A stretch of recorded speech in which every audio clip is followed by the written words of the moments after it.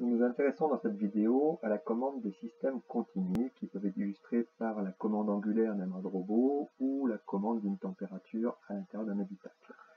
Ces systèmes reprennent l'architecture habituelle décrite ici par une chaîne d'info énergie simplifiée dans laquelle on a enlevé quelques fonctions. À noter que ces systèmes-là gèrent des grandeurs continues à comparer aux grandeurs binaires qu'on a traitées dans le cours précédent.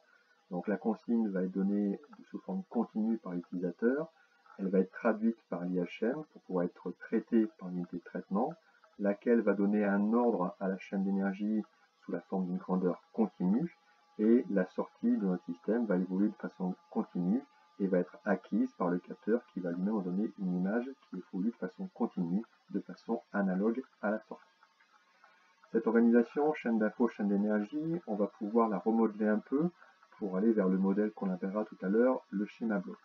Si on réorganise un peu les différents groupes, on va avoir ici la fonction acquérir réalisée par l'IHM, la fonction traiter par l'unité de traitement, tout le bloc ici de la chaîne d'énergie, le bloc du capteur fonction acquérir également, et donc ici la consigne va être acquise par l'IHM qui va en donner une information exploitable par l'unité de traitement, laquelle va pouvoir comparer cette information-là avec l'information qui a été prélevée par le capteur au niveau de la réponse, et l'unité de traitement va alors pouvoir commander toute cette chaîne d'énergie de manière à faire correspondre la réponse avec la consigne.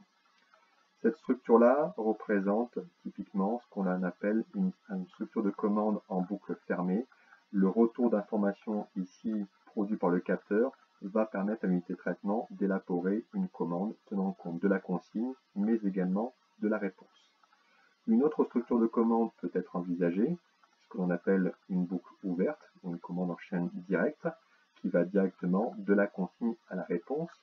Le gros désavantage de cette structure de commande est que si des perturbations arrivent à un niveau ici de la chaîne d'énergie, ça va venir impacter la réponse sans que le système ne réagisse, et possiblement cette réponse sera donc très différente de la consigne. C'est pour ça que la majorité des systèmes automatisés utilisent une structure dite asservie, ou encore une fois boucle fermée, que l'on va par la suite plutôt représenter par un autre formalisme appelé le schéma bloc, et ce formalisme servira à alimenter des modèles de simulation numérique et à plus tard à également faire des calculs de réponse de ce système-là. On retrouve dans ce formalisme-là, quoi qu'il arrive, toujours une consigne qui est donnée par l'utilisateur.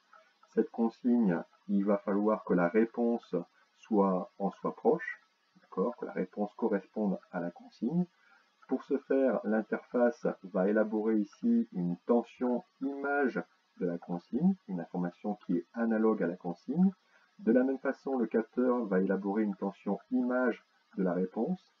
Ici, ce qu'on va appeler un comparateur va faire la différence entre ces deux tensions pour élaborer un signal qui est appelé l'écart, qui va donner en fait l'image de la distance, de l'écart qui sépare la réponse qu'on veut faire évoluer pour répondre à la consigne qui a été donnée en entrée. Et ça va être le rôle du correcteur d'élaborer la bonne tension de commande pour faire correspondre la réponse en sortie à la consigne en entrée. De façon simplifiée, on retrouve ici un système asservi avec une structure en boucle fermée. Ces systèmes-là vont pouvoir être testés avec différents types d'entrées. L'entrée de base, c'est ce qu'on appelle un signal échelon. Donc on va demander au système instantanément de passer d'un état à un autre. Autre possibilité, de faire suivre au système une évolution, ici représentée par un signal dit rampe. L'essai de base correspond à solliciter le système par une entrée échelon et voir comment le système réagit en sortie et d'évaluer les différentes performances de cette réponse que sont la stabilité, la précision, la rapidité et l'amortissement.